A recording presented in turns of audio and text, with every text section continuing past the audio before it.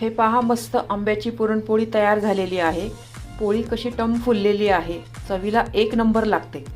आज आपण हरभऱ्याची डाळ न वापरता मऊ लुसलुशीत आंब्याची पुरणपोळी कशी करायची ते पाहणार आहोत। रेसिपी नेहमीप्रमाणे खूप साधी आणि सोपी आहे। याला कोणी कोणी आंब्याची सांजोरी पण म्हणतात।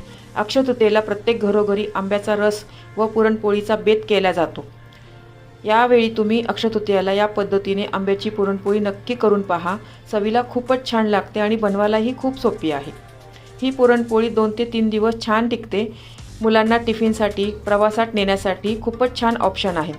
सध्या बाजारात खूप छान आंबे मिळत आहे। आंब्याच्या रेसिपी तर झाल्याच पाहिजे। चला तर वेळ न घालवता ही टेस्टी आंब्याची पुरणपोळी कशी करायची ते पाहूया। पूर्ण रेसिपी पाहण्यासाठी माझ्या फोटोच्या खालील त्रिकोणावर क्लिक करा, जेणेकरून तुम्ही त्या रेसिपीवर जाल।